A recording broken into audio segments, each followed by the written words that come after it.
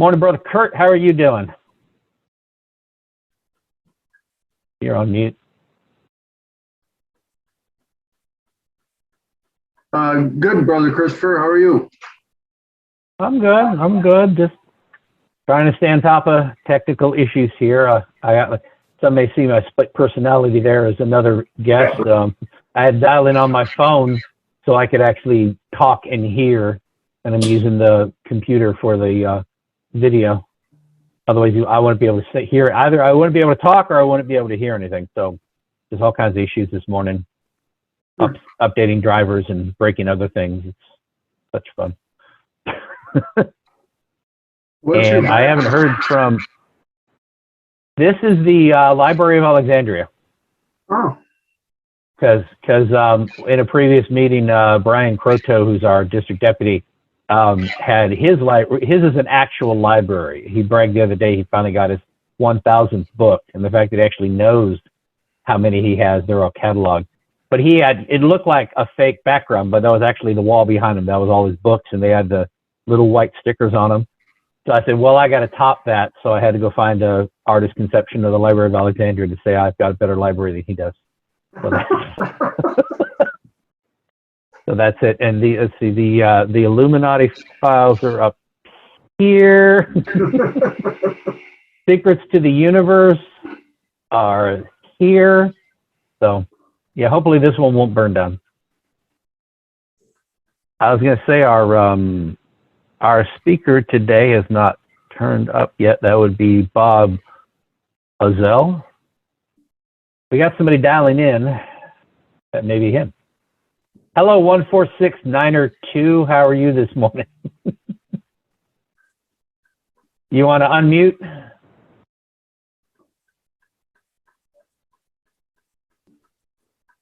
That'd be a good idea.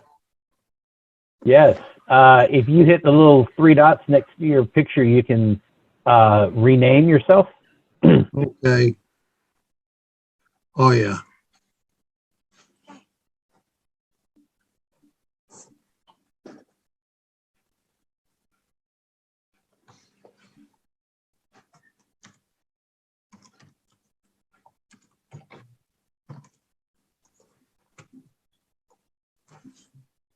And there you are. See, I knew if I talked about you, you'd show up. This is Brother Bob. Is it Uzzel or Uzzel? Uzzel. Uzzel? Huh? Correct. Like muzzle without the M? Hey, all That's right. it. All right. Brother Now, Bob. that's the first time I've heard that used. I've always said it rhymes with puzzle. Oh, that works too, but yeah. Either muzzle. Well, if I have to muzzle Uzzel, then I can. So. Mm-hmm. So good to have you with us. I was just explaining we don't have, we never know how many we're going to get at these things. Typically we get at least 10 to 12. When I signed on and no one came on for at least 10 minutes, I had a feeling we're going to be not going to have as big a crowd as I had hoped. But this will be on YouTube and other people get to watch it later, so it's all good. I do my best to have a good crowd for the speaker. Mm-hmm. Well, I know that's pretty hard to do sometimes. Well, I'm never sure if, Brian, what do you think? Do you think that when we did it weekly, we had pretty good attendance? I don't know yet if doing it every other week has helped with attendance, or just people are busy doing other things now that lodges are back to work. What do you think? Are we? I think all the above. Plus, as it's once every fortnight, you do have a tendency to forget. Yeah, that's what I figured. I do not, well, first of all, I don't think I could do this every Saturday. And if I had other people who consistently pitched in and we made sure we had one every Saturday and I didn't have to be here every time, that would be better, but we're not quite there yet. And also I'd have to figure, well, I mean, I could probably assign the, I don't know how I'm going to do that. I have to figure that out.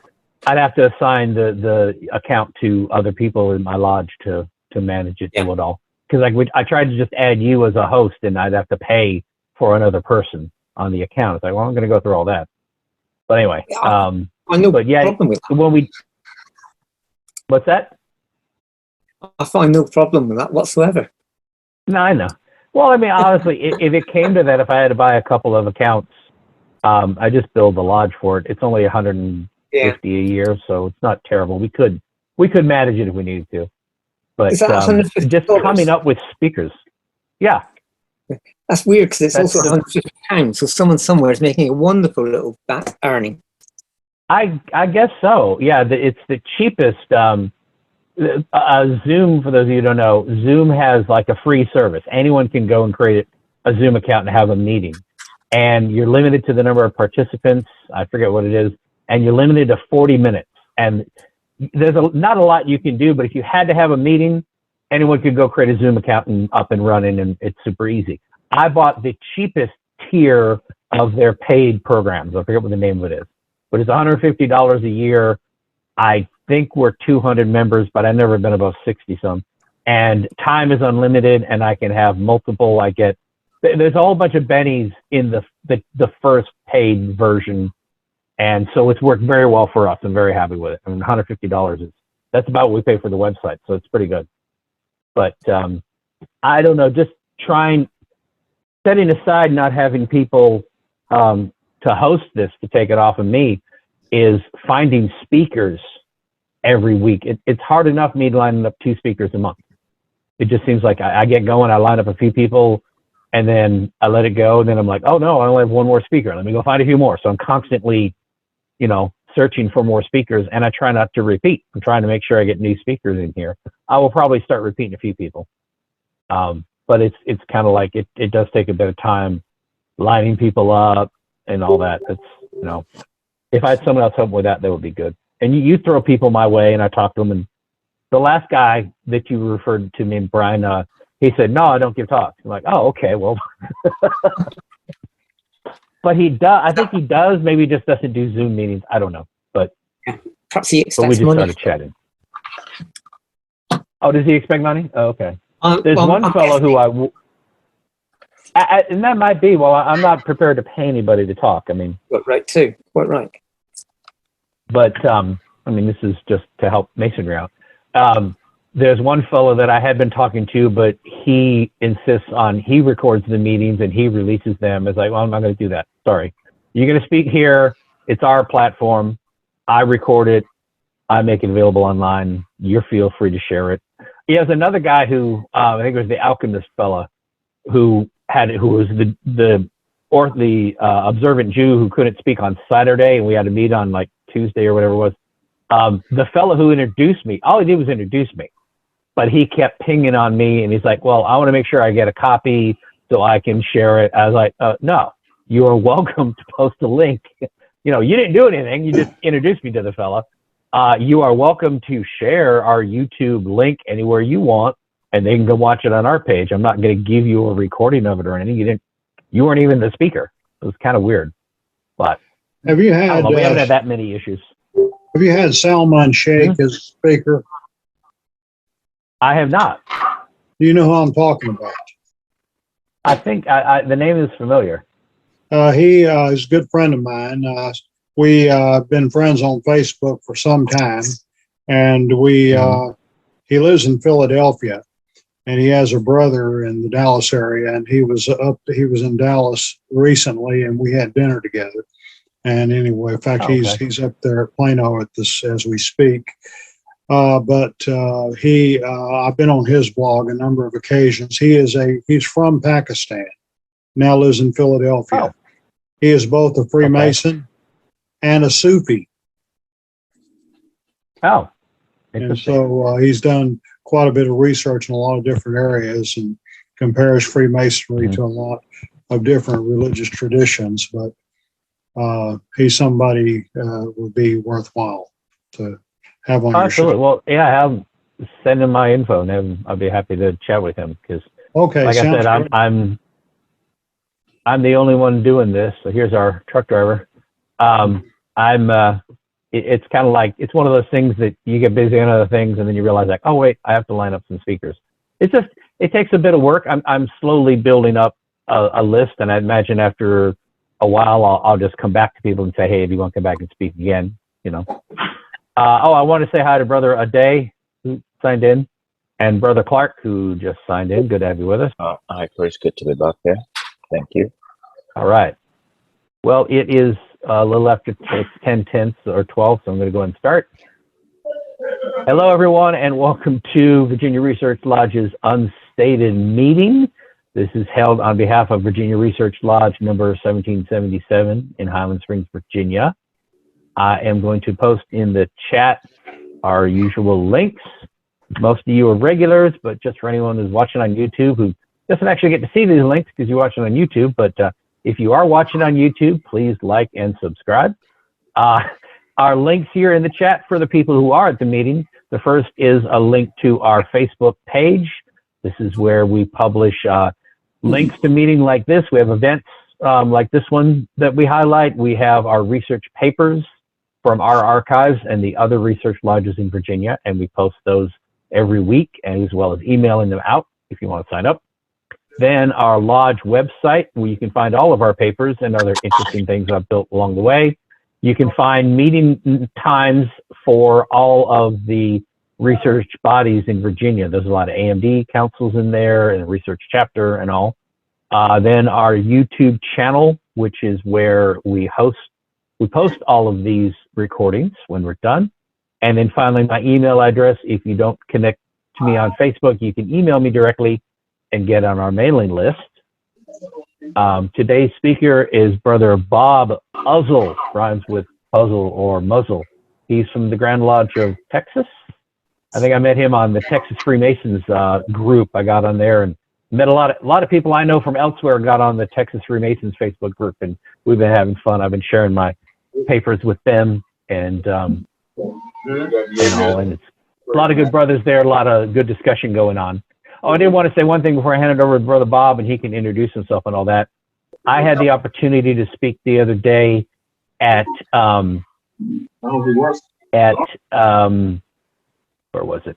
I had an opportunity to speak the other day at South Norfolk Lodge in South Norfolk, and I spoke on charity. I read a paper by a brother from A. Douglas Smith Lodge, a paper he gave 20 years ago, and that was pretty neat to be able to take one of those papers that we put out online. And they'd asked for a paper on charity because they're starting a new charity project. And it was about charity as reflected in the three major religions. It was Zedekah, I think it's Zabat, and charity. Very interesting, well-received paper. And it was nice to read someone else's paper in a lodge, and so other people got a chance to hear it. So that was a neat experience. I like giving my own talks, but if I can reread a paper written by one of our brothers from the past, it's kind of neat to reshare that and give people a chance to hear it. I'm going to go ahead and hand it off to Brother Uzzel. Take it away. Thank you, Brother Douglas. It's certainly my pleasure to be here today. I want to say, first of all, that Virginia is a very special state to me, one of my favorite states. I'm a native of Texas, born in Waco, born and raised in Waco, and I have 3 degrees from Baylor University, BA, MA, and PhD. I've had a varied career as a pastor, a teacher, a social worker, now a chaplain. I've written 4 books, and I'm a minister in court right now, the pastor in Corsicana, Texas, of the Bethel African Methodist Episcopal Church. But Virginia, I've been there a few times. I spent 3 months. Any of you guys know where Pulaski, Virginia is? Does anybody? You know where Roanoke is? Yeah, Pulaski is in the southwest. It's about an hour's drive from Roanoke. It's in the southwest part of the state, about 30 miles from the West Virginia line. In 1973, right before I graduated from Baylor, I was recruited to sell for Southwestern Company, a publishing house in Nashville, Tennessee. And when I came to, I spent a week in Nashville and in sales school, and then I was informed I was going to Pulaski, Virginia. I'd never heard of the place. I had that job involved working door-to-door book sales, 75 to 80 hours a week, on a commission basis, but it's not for everybody. But for a college student, there's a way to make a lot of money. And I had some lifelong contacts there from the company, and also that was summer of 73. I'm hoping in the summer of 2023 to return to Pulaski from the 50th anniversary. And it's a beautiful Appalachian community. In 1987, I attended the Philaxis Society convention in Washington, D.C., and we visited the House of the Temple in D.C., and also we got a bus ride across the Potomac to the George Washington National Masonic Monument in Alexandria, which was very nice. Of course, Alexandria is a long way from my beloved Pulaski. Well, at this same meeting, I had the privilege of meeting the man, I think he may have been the founder of your lodge, Alan E. Roberts, the noted Masonic historian. I've read his books on the Civil War and Reconstruction, and he was a good man. And I have a sister whose her first husband was in the Navy, and they were stationed at Virginia Beach, and she just stayed. So she never left there, and she's still there. And when I mentioned about going to Pulaski next year, so you're gonna have to come see me while you're up here, and hopefully we'll be able to do that. Howard Zebulun Plummer was a very interesting man, and he was one of the most outstanding individuals to hold the leadership roles during the 20th century on both the Black Jews and the Prince Hall Freemasons. He was totally committed. Give me a sec. Bob, I'm sorry. Yes. Do you have a presentation, or is it just going to be speaking? I've got Just to ask. speaking. I don't have any All right. PowerPoints or anything like that. Okay. Thank you. He was what they call Black Jews. There's a lot of different groups of Black Jews, and he was part of the Church of God and Saints of Christ. And there is even a division among that about how Jesus is viewed, whether as merely a rabbi or whether as the Son of God. He had a more Christocentric approach to the Black Jewish faith that's been described as a combination of Judaism, Christianity, and Black nationalism. But he was born November 16th, 1899 in Philadelphia, the son of Bishop William Henry Plummer and Mrs. Jenny B. Plummer. He attended elementary and high school in Boston, Massachusetts, and studied at MIT. In 1945, he received the Doctor of Divinity degree from Wilberforce University at Xenia, Ohio. And it was on April the 20th, 1917, at the age of 17, he was ordained an elder in the Church of God and Saints of Christ. That church is still in existence, and it was founded in 1896 in Lawrence, Kansas by Bishop William Saunders Crowdy. And it was on December 28th, 1931, he was installed as rabbi of the congregation in the Belleville section of Portsmouth, Virginia. And in February of 1932, following the death of Bishop Calvin S. Skinner, he was consecrated as a bishop and installed as Grandfather Abraham and chief executive of the denomination. He held that position until his retirement in 1975. And he always maintained a strong commitment to maintain the Jewish and Christian elements of the church. While observing faithfully the seventh-day Sabbath and all the Jewish feast days, he consistently claimed Jesus as Messiah and Lord. He resisted efforts from some Jewish communities to convince him to discard Christological teachings and become more traditionally Jewish. It's my understanding, since his death, some elements of the church have actually gone in that direction. But one of Belleville's pioneers with a great community spirit, he aided in the development of the Belleville Industrial School and was a charter member of the Belleville Widows and Orphans Home. Founder and charter member of Norfolk Polytechnic College, which is now Norfolk State University, director emeritus of the Norfolk State Foundation. And he served as president of the Interdenominational Interracial Hampton Institute Ministers Conference, holding the longest tenure of the conference, and he was a life member of the NAACP. He held many offices in Masonry. He served as worshipful master of Lily of the Valley Lodge, number 189 in Huntersville, Virginia. He organized both the William H. Plummer Lodge, number 271, and the Belleville chapter, number 148 of the Order of the Eastern Star. He served as Grand Master of the Prince Hall Grand Lodge of Virginia from 1956 to 1958.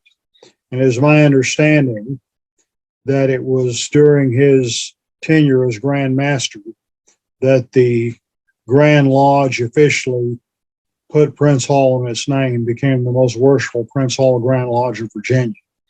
I'm not sure what they were called previously, but it was only in the 20th century that the vast majority of the Prince Hall Grand Lodges actually incorporated the name Prince Hall.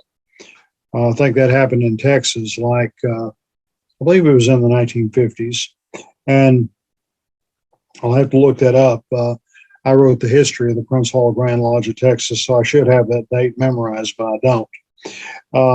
Anyway, and Bishop Plummer served as Grand Master of the Prince Hall Grand Lodge of Virginia, the Grand High Priest of the King Cyrus Grand Chapter of the Holy Royal Archmasons of Virginia, Grand Commander of the King Baldwin Grand Commandery, Knights Templar of Virginia, the United Supreme Council of the Ancient Accepted Scottish Rite. He was an active 33rd degree Mason, served as Deputy of the Valley of Virginia, Grand Master of Ceremonies, and Grand Minister. On September 18, 1967, he received a Merit of Honor Award for outstanding contribution to the development of youth in Virginia from the Order of the Knights of Pythagoras. And in case you haven't heard of that, the Knights of Pythagoras is the Prince Hall counterpart to the Order of Demolay. In the ancient Egyptian Arabic order of the Nobles of the Mystic Shrine of North and South America. Excuse me, Bob. Bob, we're getting a lot of glare from your lamp. Sorry. Okay, that's fine. I had turned it off earlier. It was just reading was a little difficult, but that's all right. I can read it. And he served as illustrious potentate of Arabia Temple number 12 in Portsmouth, which I believe is still an active temple today. He was given the designation of honorary past imperial potentate. He served the shrine for many years as imperial lecturer. In 1964, he was described as the most outstanding imperial lecturer in the history of the Imperial Council, and noted his extensive research in the history and culture of the Arabian people, as well as the legends and background lore of the mystic shrine.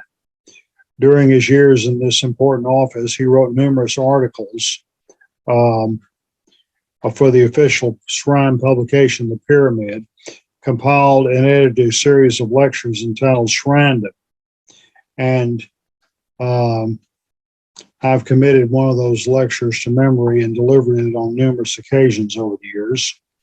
And he served on the revision committee, which produced the 11th edition of the Shrine Ritual, The Pillar of Society and Other Ceremonies, which was published in June of 1973. He died on February 24th, 1980. Masonic ceremonies were conducted on Wednesday, February 27th at Corprew Funeral Home in Portsmouth. His funeral was held on Thursday, February 28th at the Church of God and Saints of Christ, with the eulogy delivered by Bishop Jehu Crowdy, who was obviously a descendant of the founder of the church. Burial took place in Belleville National Cemetery. During the 1980 communication of the Prince Hall Grand Lodge of Virginia.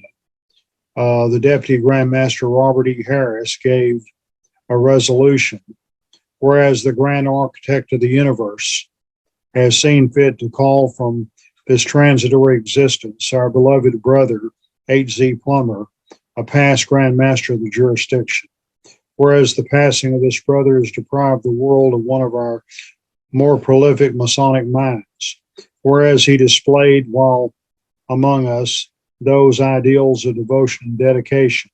Therefore, be it resolved that we bow in humble prayer for this soul may be received in the celestial mansion in the sky. Resolved that a copy of this resolution be spread upon the minutes of the Grand Lodge and a copy be sent to the family of our past Grand Master. It was moved by Robert E. Harris, seconded by Clarence King and Richard Evans, that the resolution be received and spread open upon the minutes of the Grand Lodge, a copy sent to the Plummer family. The motion prevailed. The craft then stood in a moment for silent prayer. Plummer was succeeded by his son, Bishop Levi Solomon Plummer, who was also a 32nd degree Scottish Rite Mason and Shriner, who had assisted him in administrative capacity since 1953. The latter individual continues to direct the spiritual and temporal affairs of the Church of God and Saints in Christ. At least he was doing so in 2000 when I wrote this article, talk about a 20-year-old paper. Bishop Howard Zebulun Plummer was truly a credit to Black Judaism, to Christianity, to Prince Hall Freemasonry, and to the human race. During his 80 years, he made so many positive contributions to so many worthwhile causes. And today, he's been gone 42 years. We should all be challenged to build on the firm foundation which he laid. So that's my story of the life of Bishop Plummer.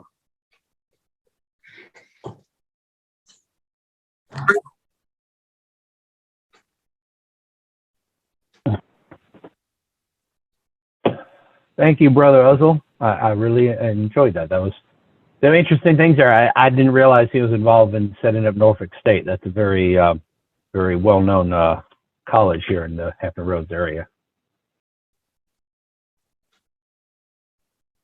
Any comments or questions from the group?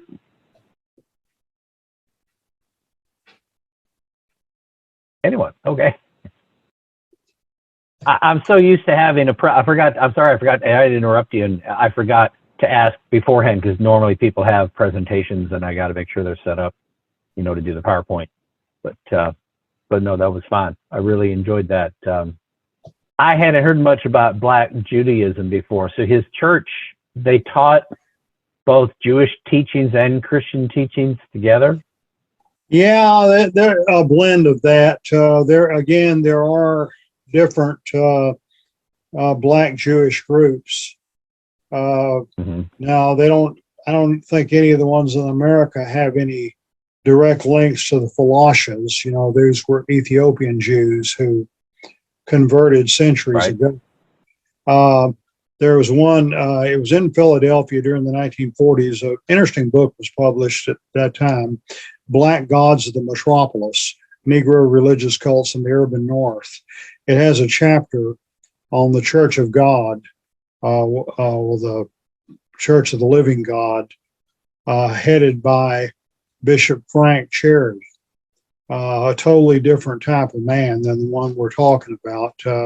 This was a Black nationalist group that was extremely anti-white, and they claimed that the original Jews were Black and the current day Jews were imposters. And Prophet Cherry claimed to God had given him the exclusive right to use profanity, and he often cursed from the pulpit, and that was acceptable. Oh, wow. And anyway, but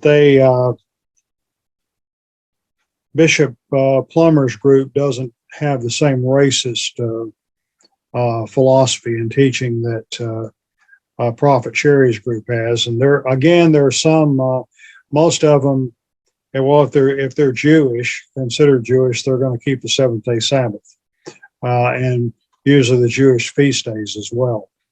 And I know that there are some black Jews from America that have tried to settle in Israel, and they were saying, "No, you're really not Jews." And the question was this racist, or was it because they didn't give any truthful evidence? I mean, some of the Falashas have been accepted in Israel, but that book, Black Gods in the Metropolis, it was written in the 40s by Arthur Huff Fawcett. It's a good book. I originally got a copy of it because I was studying them. I was writing an article about the Moorish Science Temple, which is the first black Islamic organization in America. I've written several articles about it, and my master's thesis at Baylor many years ago was on the Nation of Islam. And the Nation of Islam, black Muslims, are an offshoot of the Moorish Science Temple. The Moors still exist, but they're not as well known. But their founder was Timothy Drew, who took the name Noble Drew Ali. And it doesn't take a genius to figure out where he got the name Noble from. There was a great deal of Freemasonry enshrined in the Moorish Science Temple.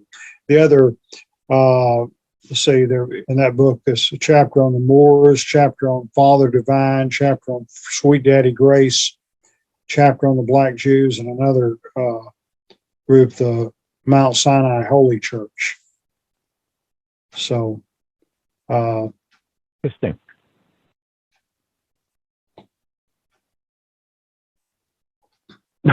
I'm sorry. I thought you were wrapping up to a point.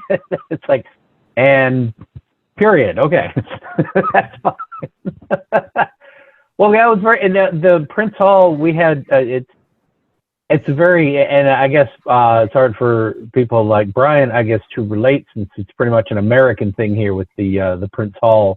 But in Virginia, I think it was around 2000 when we finally recognized our Prince Hall counterparts.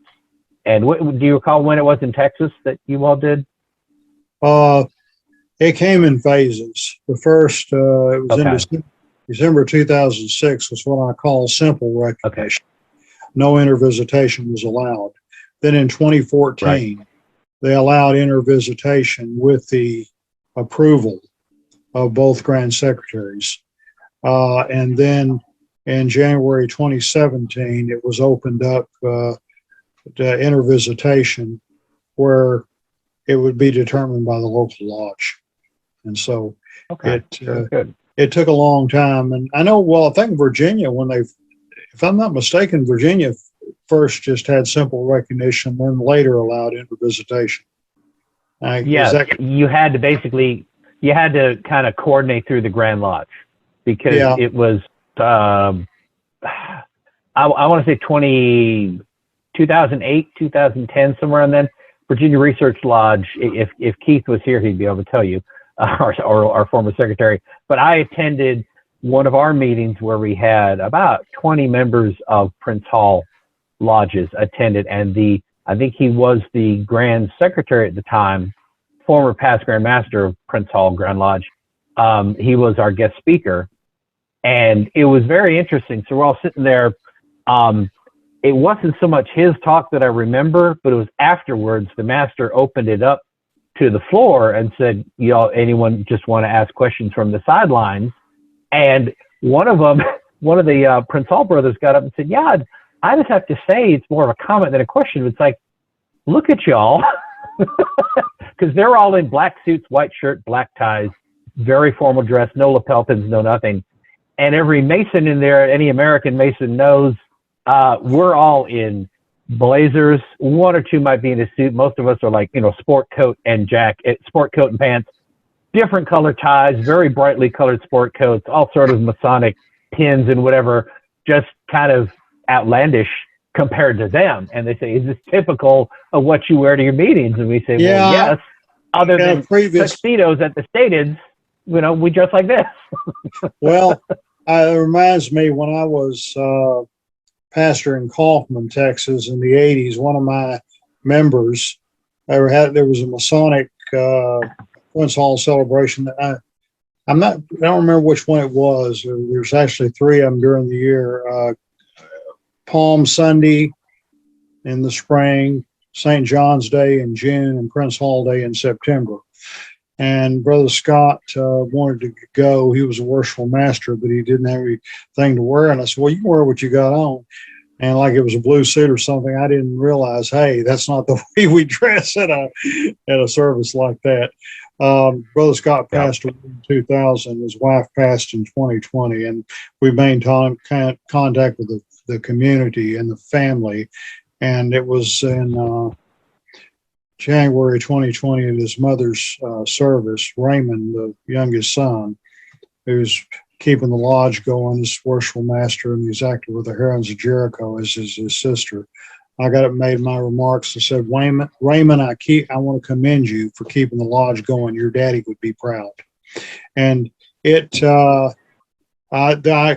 were two Virginia Masons that worked hard for Prince Hall recognition, but did not live to see it. One was Allen E. Roberts, and the other was past Grand Master Cabell Cobbs. Yes. He was actually master of Virginia Research Lodge the year that I joined. Cabell Cobbs was very much in favor of recognition. He actually, what he stands out now. You can say most Grand Masters don't leave a mark. I mean, their Grand Master, they may have a program and you forget him in 2 or 3 years. Everybody's going to always remember Cabell Cobbs because the year he was master, and at this time, now setting aside the recognition of Prince Hall, which is predominantly black, of course, and Grand Lodge, Virginia, predominantly white, obviously, it was pretty much segregated. There were not a lot of black men joining Virginia lodges. We just weren't. If someone came across someone who wanted to join, we'd send them off to Prince Hall to join. And this one fellow was I think he was an Army colonel, black man, church deacon, outstanding member of the community. It was like Northern Virginia, Alexandria area or whatever. And he had petitioned a lodge in Northern Virginia there. I think it was in Alexandria. And he got blackballed. And somehow word got out that, we're not going to have any black men in this lodge. So the Grand Master showed up at another meeting and declared they were going to ballot again. And they balloted, and it came up, he was blackballed.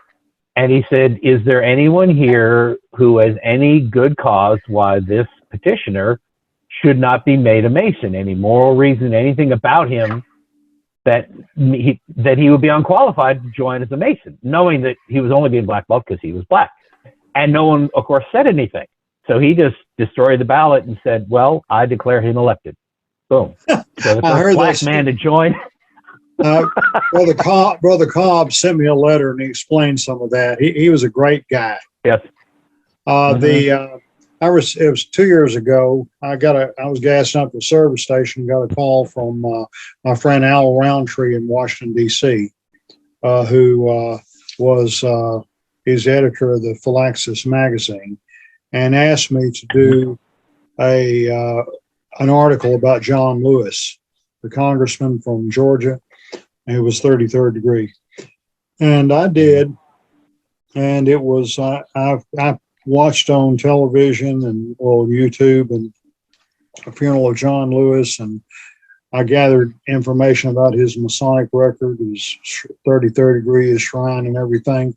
And thing was, that man was so awesome because he spent so much of his life trying to bring people together.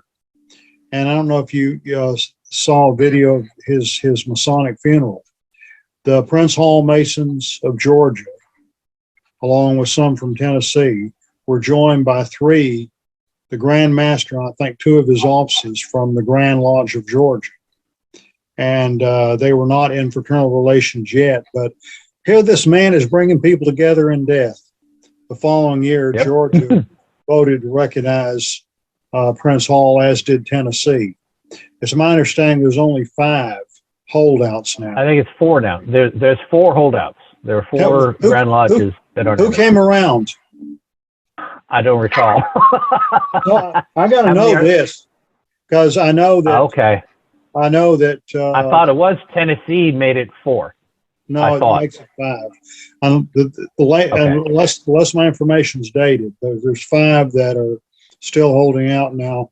Arkansas is very resistant. Mississippi has voted it down, I think, more than once. Louisiana's got a special set of problems there.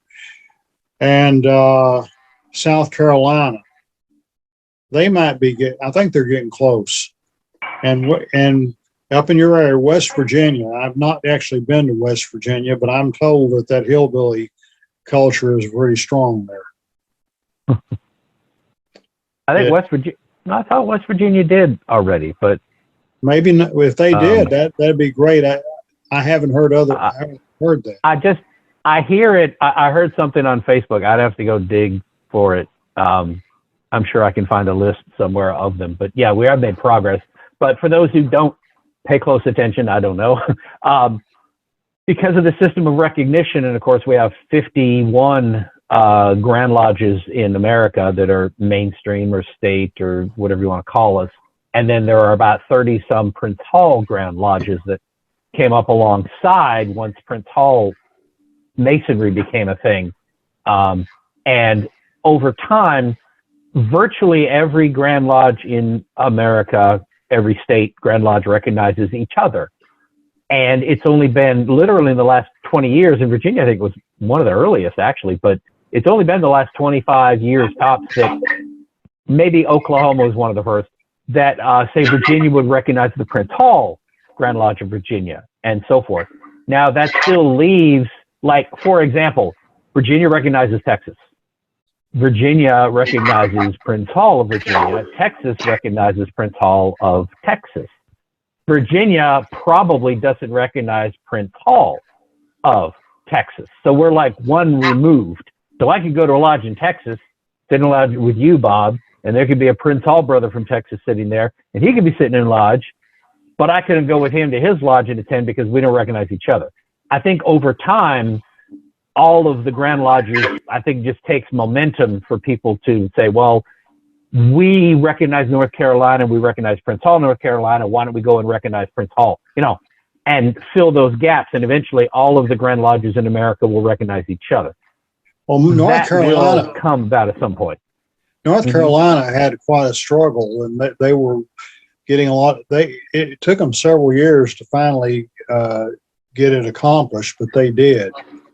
And I know one North Carolina Masonic leader that was very strongly in support of that was past Grand Master William Brunk. Do you know who I'm talking about? I met him. I don't follow North Carolina much. Okay, I met him. He spoke at a meeting I attended in Dallas, and later I was in Washington, D.C. for a second time in 2003. I was inducted in the Society of Blue Friars. In fact, I was designated as Blue Friar number 92. And but Bill Brunk, he's an orthodontist by profession in Raleigh. And I know that when he was Grand Master, he held some meetings with the Prince Hall Grand Master at the time, William Parker, and they got along real good.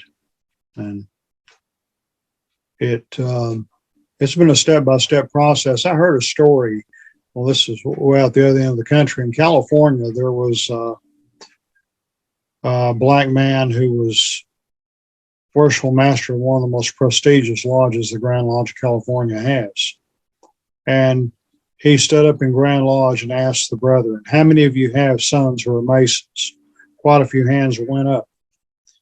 Then how many of you have sons you wish were Masons? Quite a few more hands went up. Then he said, my father was so proud when I became a Mason. Now, my dad passed away last year. We never sat in lodge together because he was a Prince Hall Mason. Silence.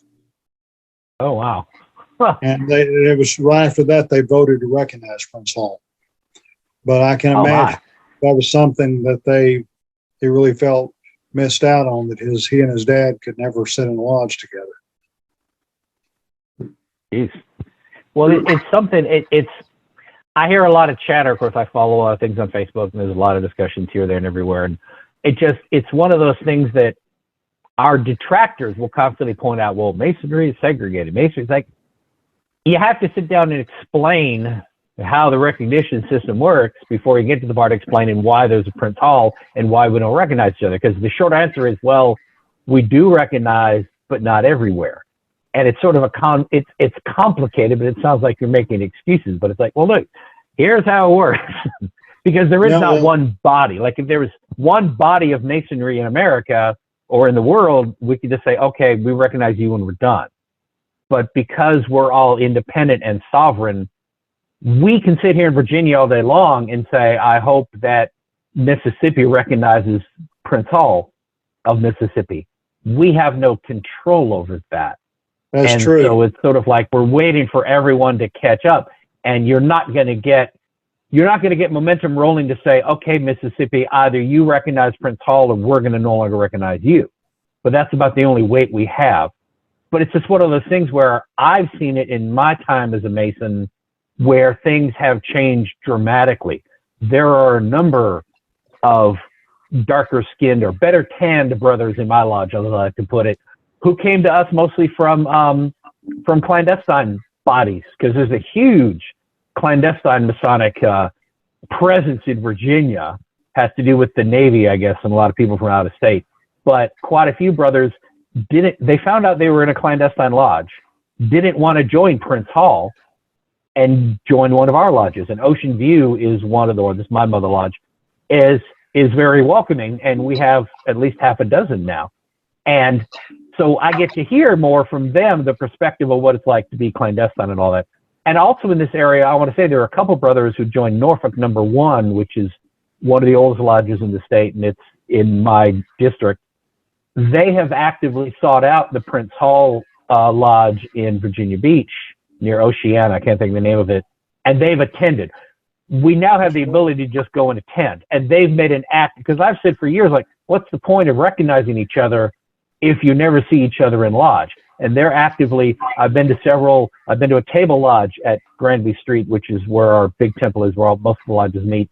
And there were several Prince Hall brothers present for this table lodge.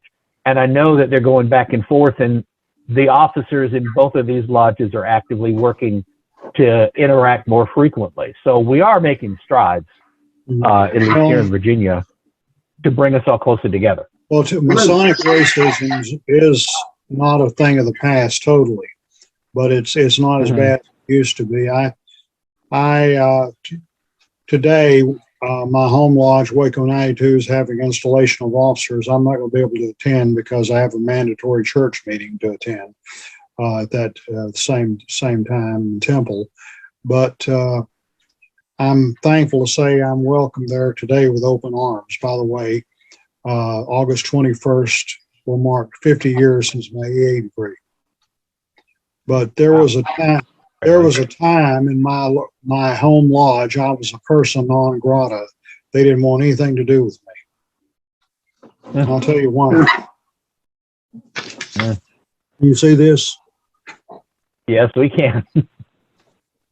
My wife, Deborah, and I, we've been married 45 years. And they didn't want anything to do with me because I married a black woman.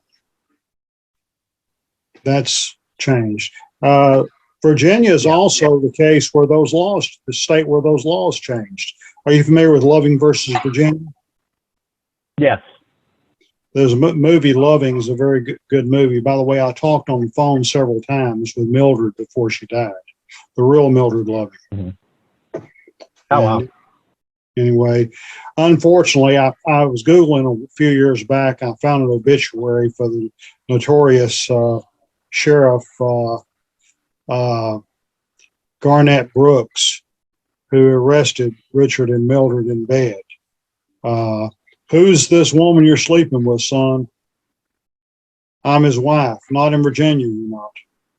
Well, anyway, Garnett Brooks, unfortunately, was a Mason, according to his obituary.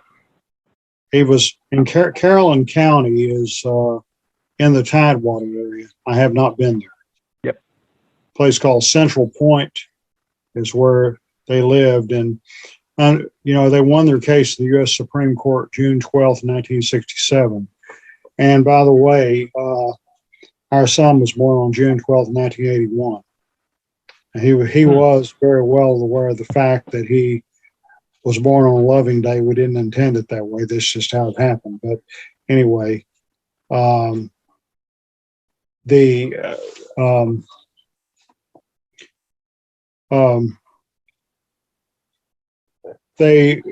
happened though, they moved back to Central Point.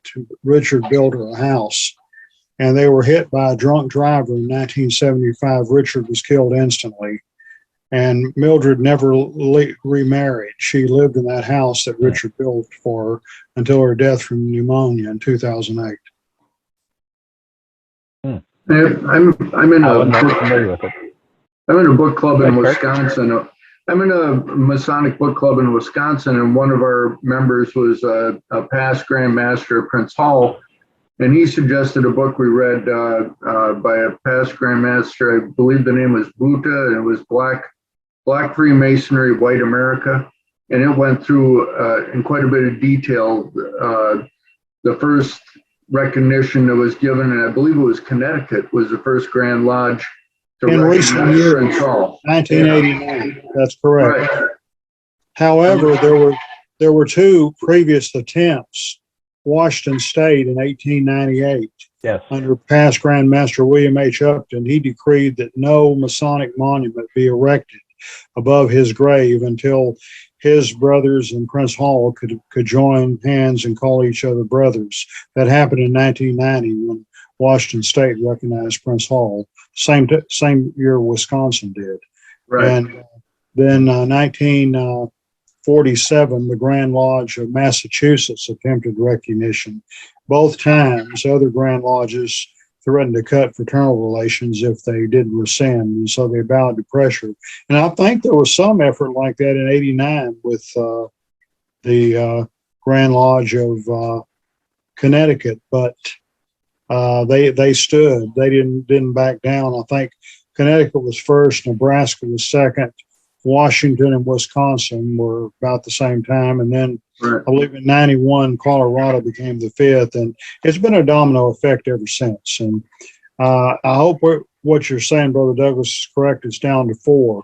I think there's somewhat of a friendly climate in South Carolina, and I was predicting South Carolina might be the next. And I hope before I die they all fall in line, but we'll just got to wait and see. It's interesting to see how it evolves. Like you said, Washington State tried to recognize Prince Hall, and all the other Grand Lodges pressured them to not recognize them, and they would cut off fraternal relations if they didn't. And now we're at a point today where I just suggested casually, though, but maybe it's time for the Grand Lodges to put pressure on the remaining ones and say, we're going to cut off ties if you don't recognize them. So I would love to see what a that. difference 120 years can make. It sure can. I think it would take great courage on the part of a grandmaster to bring that about. But I think I'm going to have to plan. Maybe we should have one of our topics in the future be like Prince Hall and recognition and kind of delve into the history. Because like I said, I only know broad things off the top of my head, and then you're like rattling off specific dates. You've got the actual specifics. I just know in broad terms. I don't have the dates and everything in front of me. So I appreciate you being better informed than I am on the topic. In the beginning, now, do you know where Pulaski is? I know Roanoke, yes. So I have a rough idea, yes. Okay, well, it's the other side. It's Pulaski, Wytheville, Blacksburg, Christiansburg. All these are in the same area. Our sales meetings were held on Sundays, and sometimes in Lynchburg and sometimes in Roanoke. But I really hope and pray I'll be able to make it back up to Pulaski next year, because that is just one awesome community, and it'd like to be a 50-year visit. And but I a lot of things were changing back then. I just graduated from Baylor the first time with my BA degree, I just turned 22. This was in 1973, and a lot of things were going on with Watergate and with Vietnam and all kinds of stuff in America in the news. We'd made some progress about civil rights. I remember sitting in a black home in Pulaski and waiting to see somebody. There was a copy of Jet magazine on the coffee table, and I started looking through there, and I had later we went back and got this article and put it on file. There was a man named Hobson R. Reynolds, who was they call it the Grand Exalted Ruler of the Improved Benevolent Protective Order of Elks. That's the Black Elks organization. And the IBP, the BPOE, the older group, the Benevolent Protective Order of Elks, at the 1972 convention in Atlantic City, had voted against dropping their all-white membership requirement. But the next year in Chicago, in summer of 73, they voted to drop it, but they had to be approved by each local lodge. And Reynolds cited a trick there. But these fraternal organizations have played important roles in the African American community. It was in the early 70s that the animal lodges, the Elks, Moose, and Eagles, dropped their whites only clause. Was that, I got to ask, so there was literally something in writing in their bylaws that says you have to be white to join the Elks? Yeah. 100-meter dash, people, you need to please be checking in. 100-meter dash, please start checking in. I wanted my trip too. Hey, I'm sorry. Yeah, Willie, are you talking to us, Willie? Anyway, yeah, that was the case. I'm gonna mute him. Well, in the history of the Supreme Council by I think William Fox is the author. History of the Southern Jurisdiction. He says that the Southern Jurisdiction, the Scottish Rite, never had any racially restricted membership requirements, but some of the Grand Lodges from which they drew their membership did. And by the way, when the animal lodges changed their policies, it wasn't for the most worthy reasons. All over the country, they were losing their liquor licenses because many communities wouldn't grant a liquor license to a private club that practices discrimination. So if you want to bring social change, threaten to cut off the booze. And anyway, there you go. Well, I wish our lodges let us serve booze, but we don't. So maybe that would be a way to bring them about. Well, and there's been some problems with the shrine in Arkansas, I understand. Mm-hmm. And that had to do with some liquor license that somebody held. And I don't know if that's been resolved or not, but the Grand Lodge of Arkansas withdrew recognition for the shrine. And many Arkansas.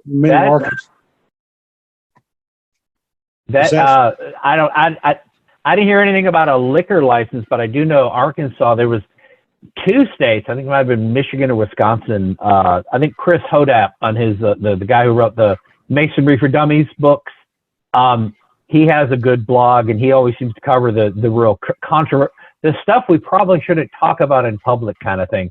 But my understanding in Arkansas was, so this fellow was the potentate of a local shrine. And he was a member, of course, a lodge in Arkansas. He was arrested or charged with some felony. He either pled guilty or was convicted of a felony in the state. The Grand Lodge suspended him from membership. The shrine told him, never mind, you're still you're still potentate, you're still run the shrine. And the Grand Lodge got wind of it, and the Grand Master said, well, hold on. You're a Mason first. You have to be a Mason to be a Shriner. If we suspend you for your felony, you don't get to be a Shriner. You have to be suspended as well. And the potentate, the shrine, in essence, said, well, no, piss on y'all. He's, you can kick him out of Blue Lodge, but you can't do anything about him being a Shriner. He's our potentate. So the Grand Master had to go take the extreme step of saying, okay, anyone who is until this is resolved, any Mason who attends or at show, does anything involving the shrine in Arkansas, I'm going to suspend all of you. So it's basically a pissing contest between the two. I think the Grand Lodge eventually won out, and the guy was suspended from the shrine. But it seemed like it was one of those things where, you know, there were no grown-ups in the room to say, can we just settle this somehow? But it seemed to be like I don't know. It was a pissing contest between the Grand Master and the shrine. But from the details I read, the Grand Master was in the right in that you're a Mason first, and if you're suspended from Masonry, you can't be in another body that requires Masonic membership. But And I think it's kind of like he was wielding a big stick to say, well, all you Shriners are going to be kicked out of Masonry if you don't, you know, if you until they fix this. So I don't know. I think It just seemed like a lot of bad stuff. I think ahead. Arkansas Shriners, some of them move their membership to other states. Yes, so they could still be in the shrine. Yes. Yeah, and I had with the well, you mentioned Chris Hodap. I've talked to him on the phone before, and I've read quite a bit of his stuff. He wrote one of his books is The Secret of the Lost Symbol, and in his bibliography, he cites one of my books, Eliphas Levi and the Kabbalah, the Masonic and French Connection of the American Mystery Tradition. I've written 4 books, and Eliphas Levi and the Kabbalah was my doctoral dissertation at Baylor that I finished in 1995. And Eliphas Levi was the pen name of a French Roman Catholic he wrote about the Kabbalah and other esoteric traditions. He was not actually Jewish, but there's plenty of evidence that Albert Pike plagiarized a great deal of history of magic and dogma and ritual to high magic of Eliphas Levi and writing Morals and Dogma. Now, I've read Morals and Dogma from cover to cover. And by the way, my first copy of Morals and Dogma was given to me by a Virginia Mason during the summer I was in Pulaski. And I've read that book cover to cover, and I have on my coffee table Art DeHoy's annotated edition. I haven't finished. I've read, I'm working on it. I've read like 200 some odd pages, a bit long. And I was through Rex Hutchins' writings, I was able to cross-reference passages that Pike borrowed from Levi, and but both of them were very interesting men. Albert Pike was a product of his time, and I was totally appalled 2 years ago on the 19th of June when the Vandals took his statue down in Washington, D.C. Explain that more on, you said in Morals and Dogma, he actually took stuff from magic type? There's 2 books by Eliphas Levi, Dogma and Ritual to High Magic and History of Magic.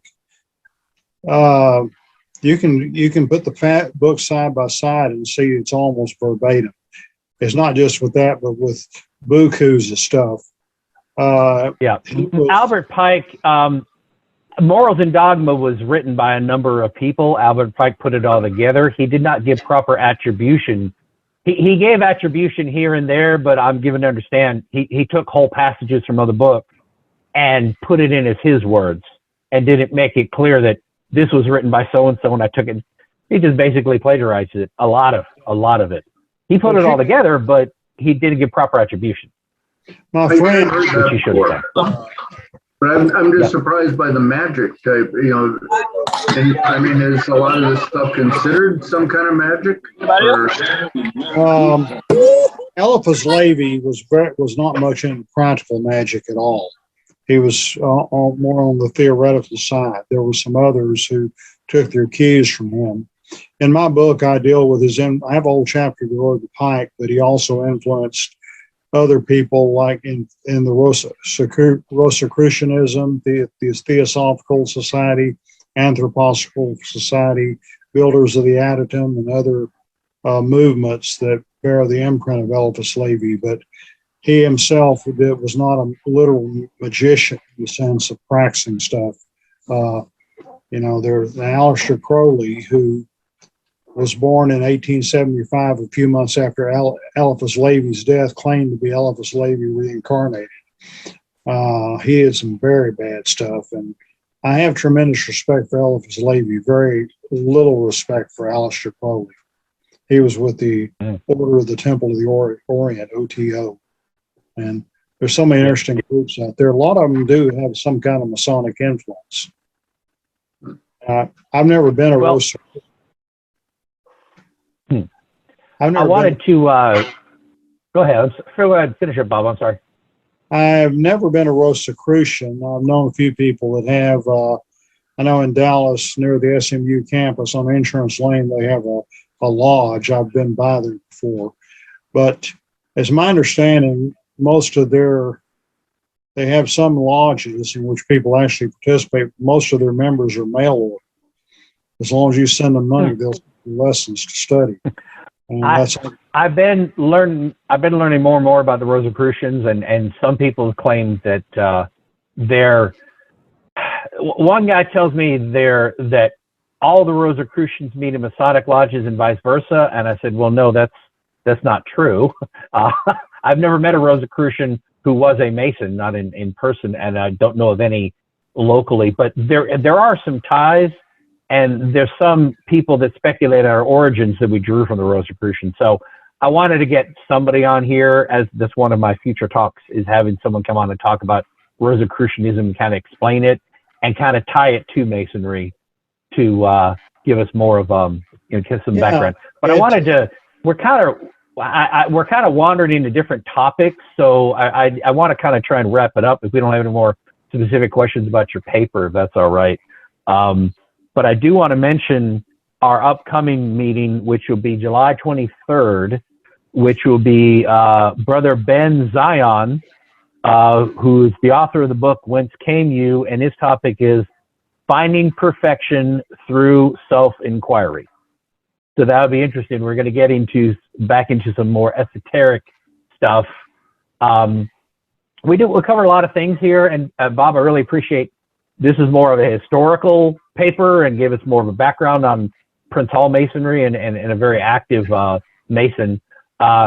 We do a lot of esoteric stuff, a lot of kind of more obscure stuff, and that's a lot of fun. So I'm trying to find a lot of different things out there to bring in here and expose to us all and bring out some good discussions. But does anybody else have any more comments specific to the paper? Because we could talk for hours on all the things y'all are bringing up as kind of side things, and I want to kind of try and keep us on track here. So any other comments for Bob's paper or Brother Plummer in particular? Going on? Okay. Well, thank you again, Bob. I do appreciate it. I don't want to just have an open-ended discussion. I kind of want to maybe keep us on track. This is actually one of our shorter meetings. We've gone on for like 2 hours before, so. Oh, wow. Well, you were talking a while ago about Masonry and other organizations. Well, you know who Jay Kinney is, the author of the Masonic Myth? I met him at that meeting in D.C., and he lives in San Francisco. In his book, he describes an experience out in California. He was at a watering hole, and there was an old Italian man, apparently saw his ring, and he said, "You Mason, me mafiosi, same thing." "No, they're not." "Yes, you Mason, me mafiosi, same thing." And I'm sure there are people who think that way. Wow. All right. Okay, well, good. We could go further, but so I appreciate everyone coming out today. I'm sorry it's kind of a light crowd here, Bob, but I did enjoy your talk, and I hope people, if you're watching this on YouTube, this will be up on YouTube hopefully within a week. And if you're watching this on YouTube and you're still with us, please like and subscribe. We always want more subscribers to our channel. And I want to thank everyone for coming out today. Any closing comments from anybody before we close? All right.